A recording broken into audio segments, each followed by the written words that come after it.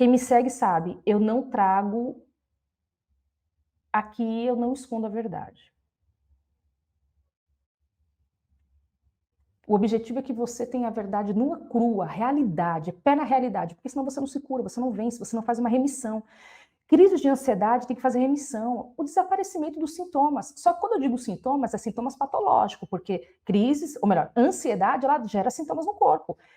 Taquicardia, sudorese, palpitação, dor de intestino, assim, dor no estômago, só que são desconfortos, assim, são desconfortos leves, que logo o corpo se normaliza e você já não sente mais. Crise de ansiedade é um estresse agudo que não para. Ou seja, são mal-estares, tá? Desconfortos que vivem no nível recorrente, sem parar, e ora oscila para desconfortos insuportáveis, moderados. Insuportáveis, moderados. Isso é uma crise de ansiedade. Ok? Mas, Dulce, eu saí da patologia, venci a crise. Eu consegui fazer a remissão dos sintomas, ou seja, eliminar os sintomas. Não significa que você não vai ter mais taquicardia. Não significa que você não vai gelar mais as mãos. Não significa. A questão é que o corpo sozinho normaliza. Numa crise, ele não normaliza. Ele vive em descontrole contínuo. Mas para viver nesse descontrole contínuo, ele soube, ele vive assim porque ele aprendeu a viver assim. Então, lá no fundo, minha amiga, você talvez não tenha consciência, racionalidade, o conhecimento. É inconsciente. E eu vou te mostrar como é que fica essa questão inconsciente. Mas se você hoje vive com crise de ansiedade e não a resolve, não vence, significa que o seu cérebro, a sua mente, aprendeu a viver assim, com níveis de estresse sempre elevado. Não veio da noite para o dia, não veio de ontem. As crises de ansiedade, elas são um problema mais antigo. Eu sempre trabalho isso. Crises de ansiedade é só uma mensageira da desordem. Ela não é o problema real. O problema real é o que está abaixo, que são as dores emocionais, o passado. Então, entendendo que a Bíblia já diz que se você ensinar o caminho, ensina a criança no caminho que deve andar.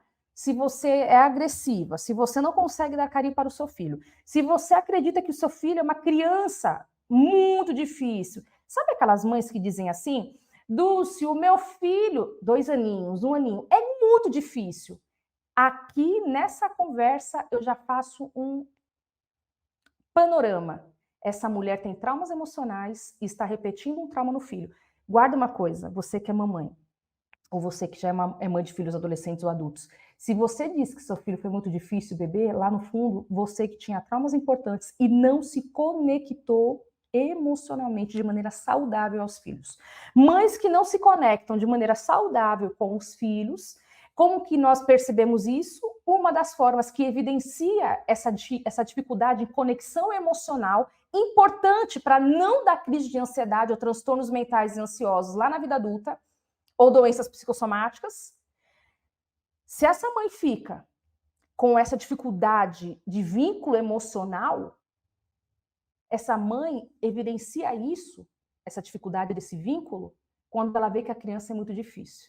Não existe criança difícil, existe uma mulher com feridas do passado que ela não se recuperou, que o cérebro dela aprendeu sobre aquela dinâmica de dor e está repetindo na relação com o filho. Teu cérebro só faz o que ele aprendeu. Não tem como uma criança ser difícil. Tem uma mãe que não consegue conectar-se com esse bebê. E o bebê faz o quê? Ele chora, ele reclama, porque ele não está conectado. Porque o bebê, ele é puro cérebro emocional. Então, se ele vê que a mãe não está conectada, você talvez não percebe, minha amiga, mas teu filho, teu bebezinho, percebe muito mais do que você. Se você não está conectada com ele, ele se torna realmente uma criança mais enjoada, uma criança que só quer ficar grudada em você, ou uma criança que não quer nem saber de você. Quando você chega perto, ela nem faz muita questão. E isso são crianças que já estão vivenciando um distanciamento emocional dos pais. Por isso que essas crianças ficam nessa oscilação. E aqui está o perigo. Lá na vida adulta, ela vai desenvolver uma depressão, uma ansiedade, algum problema psicossomático. Caso essa mãe não corrija enquanto o bebê não corrigiu, aí o trauma é feito. Por que trauma? Porque quando o bebê, ele nasceu, todo bebezinho nasce para se conectar porque ele está numa condição de vulnerabilidade, de dependência absoluta para tudo, do contrário ele morre. Então o que é a dependência do bebê? Está grudadinho com a mamãe, mas não é grudado fisicamente somente. É um grudadinho que nós falamos a nível emocional. Eu sei das tuas necessidades. E porque eu sei das tuas necessidades, eu agora supro as tuas necessidades da maneira que eu consigo aqui. O bebê sabe que essa mãe conectada, o que ele sente? Menos estresse, aí é um bebê mais tranquilo, é um bebê mais calmo, é um bebê que se alegra. Por quê? Porque ele sabe que tudo que ele precisa, se ele chorar, qualquer coisa que ele faça, a mamãe está vinculada com ele.